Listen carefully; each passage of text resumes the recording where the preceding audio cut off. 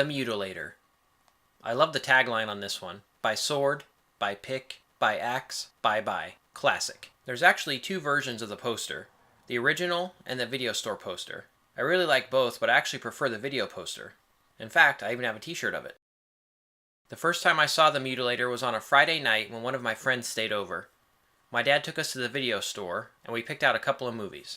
You see, kids, there was a time long before Netflix and streaming when people had to actually leave the house to pick out a movie to watch. We went to these big places called video stores and would walk around and browse movies until we found the right one. Then we would rent the movie, drive back home, and watch it. Pretty crazy, huh? Did I do something to offend you? Sorry. It's my birthday month and I'm feeling a bit more crotchety than usual. I basically turned into Clint Eastwood yelling at kids to get off my lawn. Actually, that's not accurate. I'm nowhere near as cool as Clint Eastwood. A better comparison would be Wilford Brimley. Anyway, I can actually pinpoint the exact month and year when I first saw The Mutilator. The year was 1992, and like I mentioned, we were at Spotlight Video. My friend and I chose two movies that night, the newly released Bill and Ted's Bogus Journey and The Mutilator.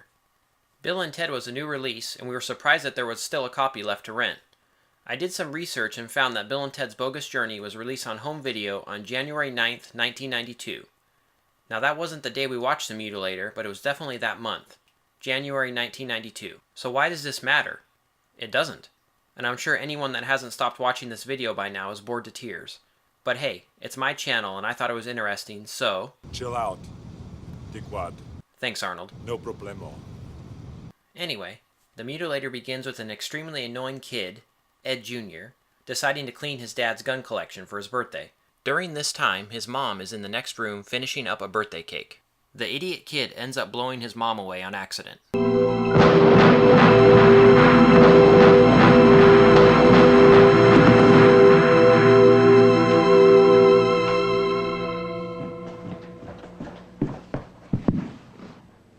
Mama!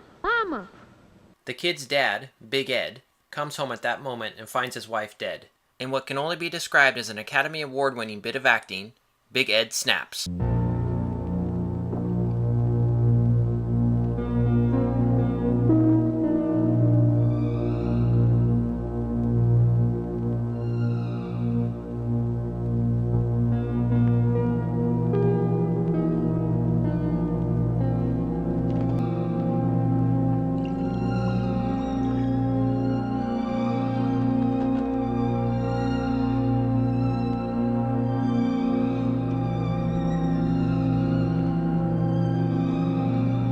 Flash forward years later, and Ed Jr. is now all grown up and in college. While hanging out at a bar with his friends, he gets a bizarre phone call from his dad.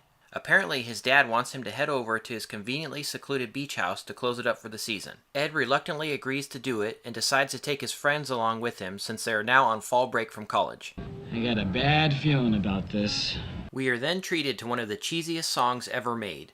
It sounds like it's right out of a bad 80s sitcom, and yet I love every second of it. We're going on now.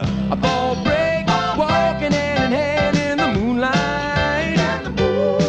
We'll be Between the score and the awesome opening song, I love to snag the soundtrack. And yes, I checked to see if it's available, but apparently it was never released. Damn it. So Ed Jr. and his girlfriend Pam are the leads of the film. Ed seems pretty well adjusted for having blown his mom away as a kid. Pam is your typical 80s horror movie survivor. She's a virgin and knows how to take care of herself.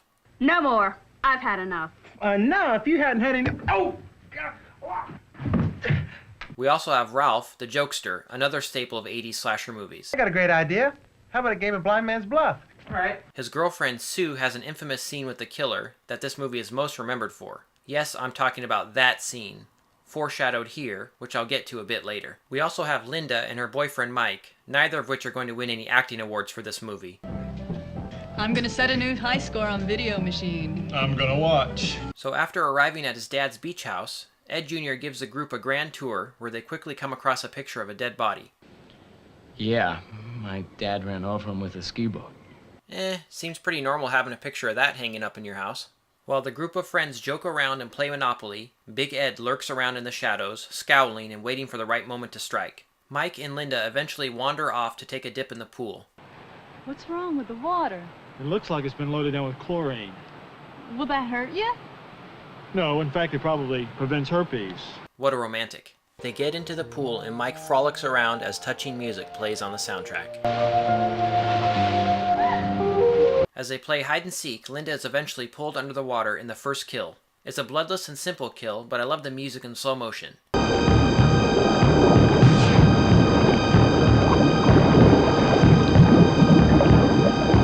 Weirdly enough, Big Ed stripped naked and got into the pool without them noticing. So Mike finally gets out and finds a path of clothes, which lead him back to the garage.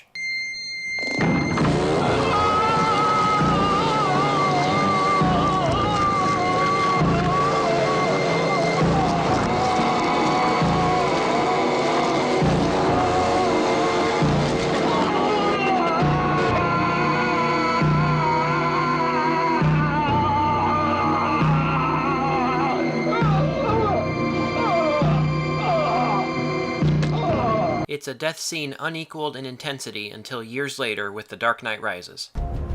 Prepare yourselves.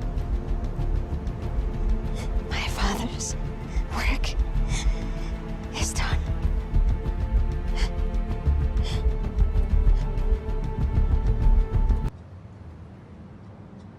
So one sequence has the remaining survivors playing a version of hide and seek called Blind Man's Bluff.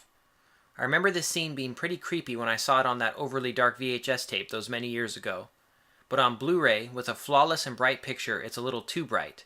The characters feel around as if they can't see anything, which comes off as a little silly.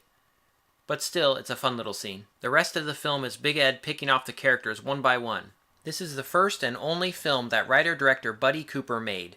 The movie is definitely a bit amateurish at times, but overall it's pretty well made. 80s slasher movies are some of my favorite horror films of all time. When done properly, they are a ton of fun, and The Mutilator fits this perfectly. Most of the acting is pretty cheesy, but that only adds to the charm. Another one of those smart-ass college kids talking themselves into buying 2 six-packs instead of 1. Yep. The actors playing Ed Jr. and Pam do a good job, though. They have nice chemistry and play the emotional scenes very well. Big Ed is also effectively menacing as the crazed slasher. The gore effects are fantastic and really shine through in high definition.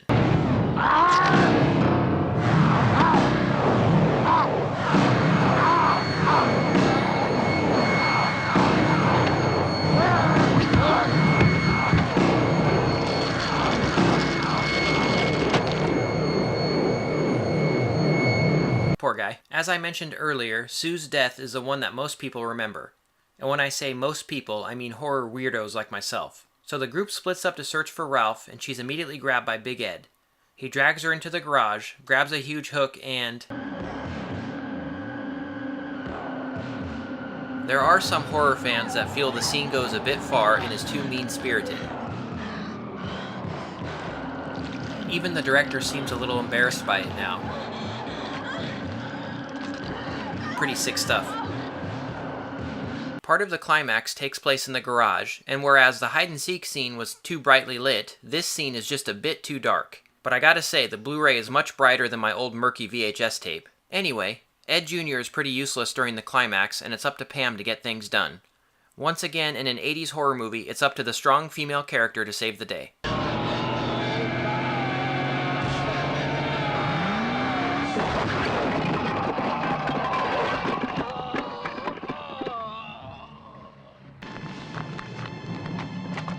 Good stuff.